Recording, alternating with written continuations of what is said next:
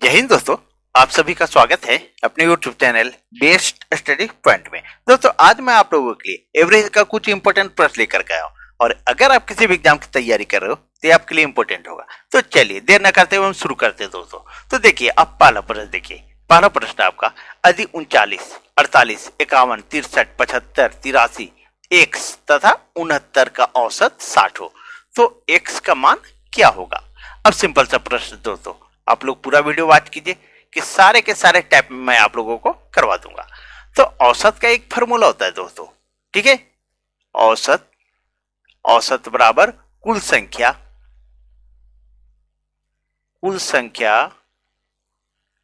का योग बटा कुल संख्या, ठीक है। कुल संख्या यानी जितना संख्या है सबको ऊपर वाले को संख्याओं को जोड़ दीजिए और कितनी संख्या है सो आपको लिख देना है। अब यहां देखिए है 39 plus 48 plus 51 plus 63 plus 75 plus 83 plus x और एक है 69 दोस्तों, ठीक है। अब इतना संख्या, अब कितना संख्या सो लिख देना कुल संख्या। तो कितना है, तो 1 है, 2, 3, 4, 5, 6, 7, 8 संख्या दोस्तों। कितना संख्या है, तो 8 संख्या है।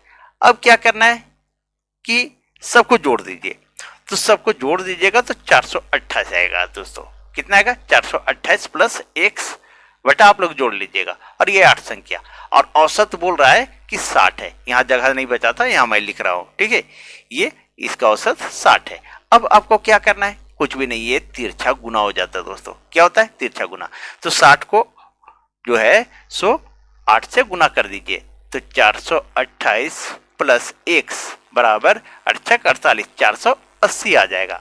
अब क्या कीजिए, ये हमारा जो है सो ये 428 जाकर के इधर घट जाएगा, ठीक है, क्योंकि ये प्लस यहाँ प्लस छिपा हुआ रहता है। तो बराबर के बाद जाने के बाद उधर तो क्या हो जाता है, माइनस हो जाता है। तो x बराबर, हम यहाँ सिर्फ x बचेगा तो 480 माइनस 428। और जब इसको घटाइएगा तो आपका कितना आ जाएगा, तो आपका 52 आ जाएगा दोस्तों, ठीक है। तो यही आपका आंसर हो जाएगा। तो सही आंसर क्या आया, तो ए नंबर आया दोस्तों। चलिए सिंपल सा प्रश्न था, आगे बढ़ते हैं और नेक्स्ट प्रश्न को देखते हैं दोस्तों। और अगर आप लोग पीडीएफ से रिवाइज करना चाहते होंगे तो टेलीग्राम में मैं डाल दूंगा, ठीक है, पीडीएफ, और वहां से आप डाउनलोड करके पीडीएफ रिवाइज कर सकते हैं दोस्तों। चलिए अब दूसरे प्रश्न को देखिए दोस्तों। दूसरा प्रश्न है आपका, 4 क्रमागत सम संख्याओं का औसत 15 है तो उनमें से दूसरे नंबर की संख्या क्या है, ठीक है। दूसरे नंबर की संख्या क्या है सो पूछ रहा है। अब देखिए दोस्तों, दूसरे नंबर की संख्या, तो 4 क्रमागत मतलब होता है लगातार संख्या का औसत कितना है, तो 15 है, ठीक है। अब जब भी औसत बोले तो मैं आप लोग को एक ट्रिक बता देता हूं दोस्तों, वो बीच वाली संख्या होती है। क्या होता है, तो बीच वाली संख्या होती है। अब लेकिन आपको बोल रहा है कि 4 क्रमागत, ठीक है, और वो बोल रहा है सम संख्या। क्या बोला है, सम संख्या। तो 15 तो सम संख्या है नहीं, तो आप ऐसा कीजिए, यहां से आप सम संख्या लीजिए। तो 15 के पहले सम संख्या क्या हो जाएगा, तो 14 हो जाएगा, और 14 के पहले क्या होगा, तो 12 हो जाएगा। अब इधर तो इधर भी लिख दीजिए आप। तो 15 के बाद सम संख्या हो जाएगा हमारा 16, और 16 के बाद सम संख्या होगा 18। तो बोला उनमें से दूसरे नंबर की संख्या कौन है, ठीक है। तो दूसरे नंबर की संख्या कौन है, तो 14 है दोस्तों। तो सही है, सही आंसर क्या आ जाएगा, उनमें से दूसरे नंबर की। तो सही आंसर आ जाएगा आपका, यहां लिख देते थोड़ा सा, 1 मिनट दोस्तों। तो दूसरे नंबर की संख्या आपका क्या है, तो 14 है दोस्तों। तो इसका सही आंसर क्या आ जाएगा, तो 14 आ जाएगा दोस्तों। चलिए तो क्या है हुआ, ये सी नंबर हुआ दोस्तों। चलिए दोस्तों, ये तो मैं आप लोगों को ट्रिक से बता दिया। और अगर आप बेसिक तरीके से इसको बनाना चाहते होंगे तो देखिए मैं इसको बेसिक तरीके से भी आप लोगों को बता देता हूं। तो क्या है, पहली संख्या x मानिएगा, दूसरी संख्या x प्लस 2, ठीक है। तीसरी संख्या मानिएगा x प्लस 4, और चौथी संख्या x प्लस 6 मानिएगा, ठीक है। और बोल रहा है चार संख्या, कितना चार संख्या, तो बटा में 4 लिखिए। और बोल रहा है कि औसत इसका 15 है, तो यहाँ 15 लिख दीजिए, ठीक है। अब जोड़िए दोस्तों, क्या है 1x 2x 3x 4x, ठीक है 4x। अब यहाँ देखिए ये है 2 और 4 6 और 6 12 प्लस 12 आ गया, ठीक है। और ये तिरछा गुना हो जाता है, तो 15 चौके 60 आ जाएगा, कितना आ जाएगा 60 आ जाएगा। अब क्या करेंगे हम, 4x बराबर ये 12 इधर चला जाएगा, ठीक है, बराबर के बाद जाकर के माइनस हो जाएगा, तो 60 में 12 घटा देंगे तो 48 आ जाएगा हमारा, ठीक है। अब x बराबर क्या होगा, तो 48 बटा ये 4 नीचे आ जाएगा, इसको काटेंगे तो 12 आ गया दोस्तों, लेकिन अभी आपका आंसर नहीं आया है, ठीक है। अब देखिए ये 12 आया, लेकिन पूछ रहा है कि दूसरे नंबर की संख्या, तो दूसरे नंबर की संख्या हमारा जो है x प्लस 2 है, कितना है, तो x प्लस 2 है। और यहाँ जो है x का मान 12 आया है, कितना आया 12, और ये 2, तो दोनों को जोड़ देंगे तो 14 आ गया दोस्तों, तो आंसर आ गया 14। ये हमारा बेसिक तरीके से हो गया, और ये जो मैं बताया दोस्तों आपको ये ट्रिक से बता दिया, ठीक है। चलिए तो देखिए यहाँ भी 14 आ गया और यहाँ भी 14 आ गया, तो सही आंसर क्या हुआ, तो 14 हुआ दोस्तों। चलिए आगे बढ़ते हैं और नेक्स्ट प्रश्न को देखते हैं दोस्तों। ये बेसिक तरीके से हो गया दोस्तों। चलिए अब तीसरे प्रश्न को देखिए। तीसरा प्रश्न है आपका, एक पुस्तकालय में रविवार को आने वालों की संख्या 510 है और अन्य दिनों में 240 है। तदनुसार रविवार से आरंभ होने वाले किसी महीने के 30 दिनों में आने वालों की संख्या कितनी है, ठीक है। अब देखिए दोस्तों सिंपल सा प्रश्न है, देखिए कैसे बनता है इसको। तो एक महीने में रविवार की संख्या कितनी पड़ जाएगी, तो 5 पड़ जाएगी दोस्तों, ठीक है। तो 5, तो बोल रहा है रविवार को आने वालों की संख्या 510 है, तो 5 रविवार को आने वालों की संख्या कितना, तो 5 रविवार को आने वालों की संख्या, को आने वालों की संख्या, थोड़ा सा हम लंबा लिख दे रहे हैं दोस्तों ताकि आपको अच्छी तरह से समझ में आवे।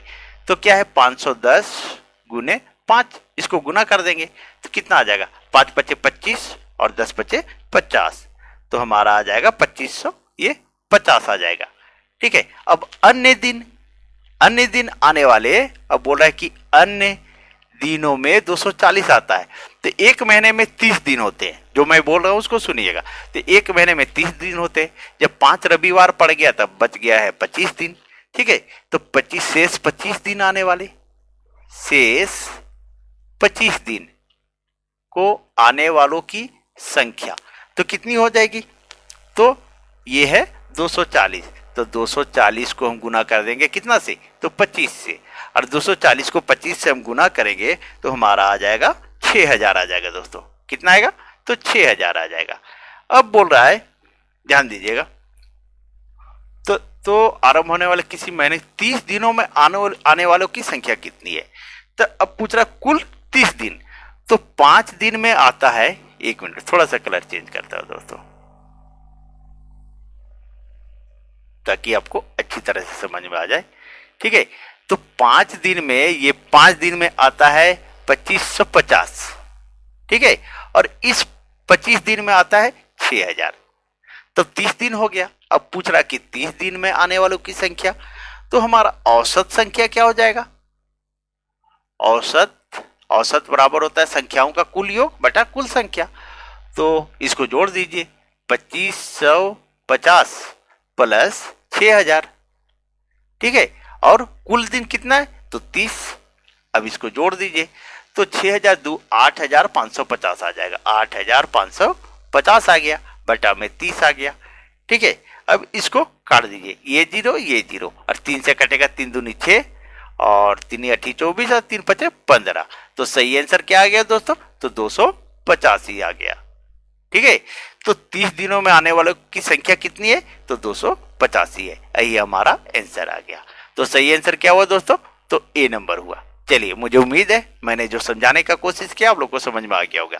सिंपल था दोस्तों, एक महीने में 5 रविवार पड़ा, ठीक है, तो 510 आता है, उसका गुना कर दिए, ठीक है, और शेष 25 दिन में तो 240 करके आता है प्रत्येक दिन, तो 6000 और दोनों का जोड़ करके औसत बोल रहा है 30 से डिवाइड कर दिए। सिंपल था प्रश्न था। चलिए आगे बढ़ते हैं और नेक्स्ट प्रश्न को देखते हैं दोस्तों। चलिए अब जो है चौथे प्रश्न को देखिए दोस्तों। चौथा प्रश्न आपका कह रहा है, यदि 4 प्रश्नों का औसत 20 हो और उनमें से प्रत्येक एक अक्षर सी जोड़ा जाए तो उनका औसत 22 हो जाता है, तो सी का मान कितना होगा। चलिए अब देखिए दोस्तों, अब बोल रहा है 4 प्रश्नों का औसत 20 है, यहां लिखिए सिंपल सा 4 गुने 20 तो कितना आ गया, तो 80 आ गया दोस्तों। फिर बोल रहा है कि उनमें से प्रत्येक एक अक्षर सी जोड़ा जाए तो उनका औसत 22 हो जाता है, तो इसी में 4 जो है सी जोड़ा जाता है एक अक्षर सभी में, तो 22 हो जाता है। कितना हो जाता है, तो 22 हो जाता है, तो कितना आ जाएगा, तो ये 88 आ जाएगा दोस्तों, ठीक है। तो कितना अधिक आ रहा है, ये 8 आ रहा है। अब बोल रहा है कि प्रत्येक एक अक्षर सी जोड़ा जाए प्रत्येक में, ठीक है, तो 4 परीक्षण है तो 4 सी होगा, 1 C plus 2 C plus 3 C plus 4 C, ठीक है, बराबर ये 8 आ गया। अब इसको जोड़िए तो ये कितना 4 सी आ गया, ठीक है, और पूछ रहा है सी का मान कितना होगा, तो 4 सी बराबर 8, तो सी बराबर ये 8 बटा ये जो है सो बटा में आ जाएगा, इसको काट दीजिए तो हमारा 2 आंसर आ जाएगा दोस्तों। तो सही आंसर क्या आया, तो 2 आया। चलिए आगे बढ़ते हैं और नेक्स्ट प्रश्न को देखते हैं दोस्तों। अब पांचवा प्रश्न को देखिए दोस्तों। पांचवा प्रश्न कह रहा है आपका, 4 क्रमिक सम संख्या का औसत 9 है, तो उनमें से सबसे बड़ी संख्या कौन सी है। अब 4 क्रमिक बोल रहा है, ध्यान दीजिएगा दोस्तों, ठीक है, ये 4 क्रमिक यानी लगातार सम संख्या का औसत 9 बोल रहा है, ठीक है, 4 क्रमिक सम संख्या का औसत 9 है। अब हम इसको आपको ट्रिक से बताए थे दोस्तों, ये 9 है, कितना है 9, लेकिन ये सम संख्या नहीं है, तो हमको सम संख्या लिखना है, ठीक है, और 4 क्रमिक यानी लगातार लिखना है, तो 9 से छोटा सम संख्या क्या हो जाएगा, तो 8 हो जाएगा, और उसके पहले क्या होगा, तो 6 हो जाएगा, क्योंकि 4 लिखने बोल रहा है, तो 9 के पहले ये 2 सम संख्या आया, ठीक है, 6 और 8, और 9 के बाद आ जाएगा आपका 10 और 12। तो बोलो उनमें सबसे बड़ी संख्या कौन सी है, तो सबसे बड़ी संख्या कौन सी है, तो हमारा 12 आ गया दोस्तों। तो सही आंसर क्या आया, तो 12, ये आपका आंसर हो गया। और अगर आप बेसिक से बनाना चाहते हो तो मैं बेसिक से भी इसको बता देता हूं आपको, x plus 2 plus x plus 4 plus x plus 6, ठीक है, और 4 क्रमिक सम संख्या तो 4 लिख दीजिए, और बटा में औसत 9 बोल रहा है तो यहां 9 लिख दीजिए। अब क्या है, इसको जोड़िए, 1x 2x 3x 4x, ठीक है, 4x और ये जोड़िए 2 4 6 और 6 12, और ये तिरछा गुना हो जाएगा, तो 9 चौक 36 आ जाएगा दोस्तों, ठीक है। अब 4x बराबर ये 12 इधर चला जाएगा तो कितना आ जाएगा, तो हमारा 24 आ जाएगा, ठीक है। अब x बराबर, तो ये 24 बटा ये बटा में आ जाता है 4, अब इसको काटिएगा तो 6 आ जाएगा, लेकिन बोल रहा है कि उनमें सबसे बड़ी संख्या कौन है, ठीक है, तो सबसे बड़ी संख्या कौन था, x प्लस 6 था। अब इसको हम x प्लस 6 लिखते हैं। अब x का मान हमारा 6 आया और ये 6, दोनों को जोड़ दीजिएगा तो 12 आ जाएगा दोस्तों, यही आपका आंसर हो गया। तो सही आंसर क्या हुआ, यहां भी देखिए 12 आ गया और यहां भी आपका 12 आ गया, ठीक है, तो सही आंसर आपका आ गया 12 आ गया दोस्तों। चलिए आगे बढ़ते हैं और नेक्स्ट प्रश्न को देखते हैं। आप लोग पीडीएफ से पढ़ना चाहते होंगे दोस्तों, रिवाइज करना चाहते होंगे तो टेलीग्राम आप ज्वाइन करें, ठीक है, और टेलीग्राम आप अगर आप मैं डिस्क्रिप्शन में भी डाल दूंगा, और आप बेस्ट स्टडी पॉइंट अगर सर्च करेंगे टेलीग्राम पे तो आपको मिल जाएगा मेरा चैनल। चलिए अब जो है छठे प्रश्न को देखिए दोस्तों। छठा प्रश्न आपका कह रहा है 3 के पहले 5 विषम गुणजों का औसत कितना है। 3 के पहले 5 गुणज, ठीक है, का औसत कितना है। तो 3 के पहले 5 गुणज क्या होगा, तो 3 पचे 15 आ गया, ठीक है। अब 15 आया, अब बोला कि औसत क्या होगा। तो औसत बराबर क्या होता है, औसत बराबर संख्याओं का कुल योग।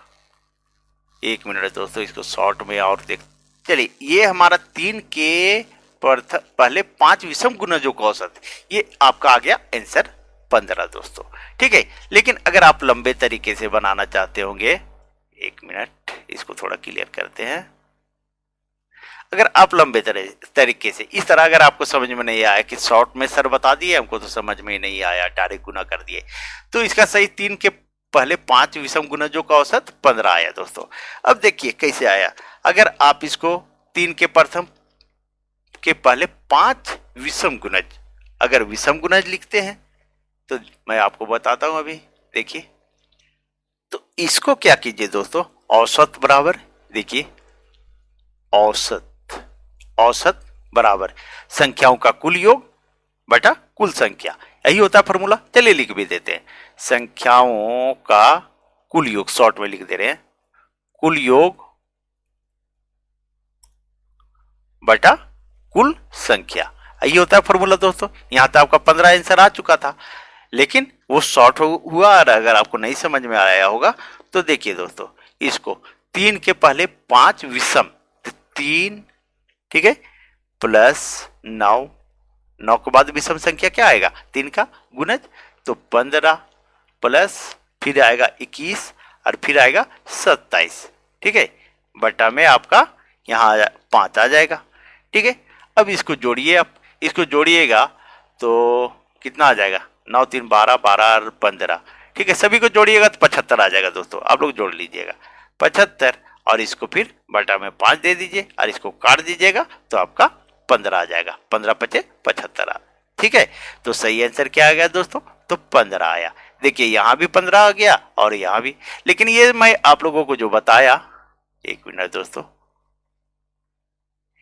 ये जो मैं बताया आप लोगों को, ठीक है, तो ये शॉर्ट तरीका मैं बता दिया दोस्तों, ठीक है। डायरेक्ट 3 को 5 से गुना कीजिए तो 15 आंसर आ गया, लेकिन इतना लंबा एग्जाम में आपको बनाने की जरूरत नहीं है दोस्तों, आप लोग शॉर्ट में ही चलिए, ठीक है। यहां भी देखिए 15 आ गया और यहां भी आपका 15 ही आया था, ठीक है। तो सही आंसर क्या हो गया, तो सी नंबर हुआ दोस्तों। चलिए आगे बढ़ते हैं और नेक्स्ट प्रश्न को देखते हैं। शॉर्ट तरीके से जितना हो दोस्तों, शॉर्ट तरीके से आप एग्जाम में बनाने का कोशिश कीजिए, हमको आंसर से मतलब है, 10th का एग्जाम नहीं दे रहे हैं आप। चलिए अब 7वें प्रश्न को देखिए दोस्तों। 7वां प्रश्न कर रहा है आपका, एक वर्ग में 40 छात्रों में से 30 छात्रों का औसत 60 किलोग्राम है और शेष का औसत भार 56 किलोग्राम है, तो सारे वर्गों का औसत भार कितना है। अब सिंपल सा प्रश्न दोस्तों, आप लोग वीडियो को पॉज कीजिए और बनाने का कोशिश कीजिए एक बार। चलिए देखिए दोस्तों, बना करके देखिए कि आपसे बनता है और कितना टाइम लगता है दोस्तों, ठीक है। तो आपका है 40 छात्रों में से 30 छात्रों का औसत भार 60 किलो है, तो सिंपल सा है, 30 गुने 60 कर दीजिए, ठीक है, तो 1800 आ जाएगा, कितना 1800। और बोल रहा है कि और शेष का औसत भार 56 किलो है, तो 30 छात्र 40 में निकल गया, तब कितना बचा, 10 छात्र बचा है, तो 10 का औसत भार कितना है, तो 56 किलोग्राम, तो यहाँ 56 लिखिए और गुना कर दीजिए, तो कितना आ जाएगा, तो 560 आ जाएगा। अब बोला सारे वर्गों के औसत भार कितना है, ठीक है, तो सारे वर्गों का, अब औसत बराबर क्या होता है, औसत बराबर संख्याओं का कुल योग। अब इसको हम जोड़ देते हैं, यहीं पर जोड़ देते हैं, तो 0 और 6, 8 5 13 और ये 2360 आ गया दोस्तों। तो औसत बराबर 2360 बटा आपका कितना है संख्या, तो 40। अब इस 40 से आप इसको डिवाइड कर दीजिए, ये 0 ये 0, अब 4 से काटिए तो 4 5 20 और 4 9 36, तो हमारा सही आंसर क्या आ गया दोस्तों, एक मिनट थोड़ा सा, तो सही हमारा आंसर क्या आ गया, तो 59 आ गया दोस्तों, ठीक है, तो सही आंसर आपका डी नंबर हुआ दोस्तों, सिंपल था।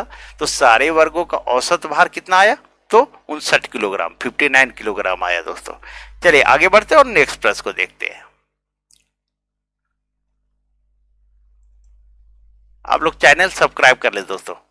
मैं इसी तरह का शॉर्ट में हमेशा जो सारे के सारे वीडियो शॉर्ट में ही बनाने की कोशिश करता हूँ, लेकिन कुछ बेसिक भी बता देता हूँ आप लोगों को, क्योंकि बेसिक भी जानकारी जरूरी है दोस्तों। चलिए अब 8वें नंबर को देखिए, प्रश्न देखिए। एक क्रिकेटर ने पहले टेस्ट में 180 रन बनाए, दूसरे टेस्ट में 258 रन, उसे तीसरे टेस्ट में कितने रन बनाने चाहिए कि तीनों टेस्टों का औसत 230 हो जाए। चलिए सिंपल सा प्रश्न दोस्तों। अब 8वें प्रश्न को देखिए। तो पहले टेस्ट में 180 रन बनाए, कितना, तो 180 रन, प्लस अब जो है दूसरे टेस्ट में 258 रन, 258 रन। अब बोल रहा है कि उसे तीसरे टेस्ट में कितने रन बनाने चाहिए। अब वो मालूम नहीं था, हम एक्स लिख देते हैं, ठीक है, और बट्टा में जब औसत निकाल रहे हैं बोल रहे हैं कि औसत रन, ठीक है, तो यहां औसत लिख दीजिए। औसत बराबर ये आपका 3 हो गया, और औसत रन कितना है, तो यहां आपको 230 लिख दीजिए, क्योंकि 230 रन हो जाए, बोल रहा है कि औसत रन 230 हो जाए।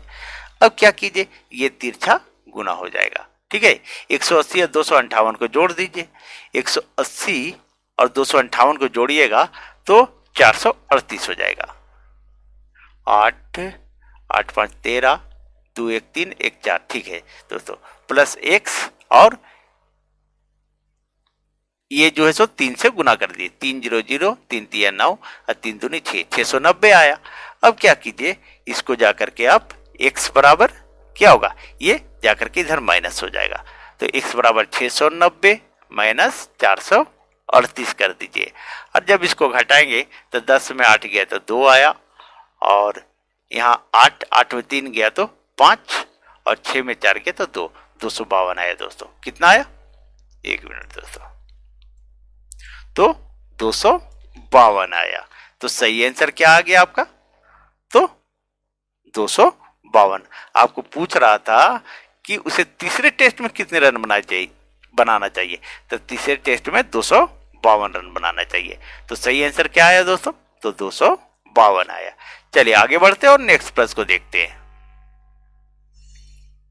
सारे चैप्टर में दोस्तों बेसिक तरीके से आप लोगों को पूरा चैप्टर लाइन बाय लाइन करवा दूंगा, आप लोग पूरा वीडियो वॉच कीजिए दोस्तों। चलिए अब 9वें प्रश्न को देखिए दोस्तों। 9वां प्रश्न बोल रहा है आपका, पहली 3 संख्याओं का औसत चौथी संख्या का दुगना है, यदि उन सभी चारों संख्याओं का औसत 12 हो तो चौथी संख्या ज्ञात करें। चलिए देखिए दोस्तों इसको।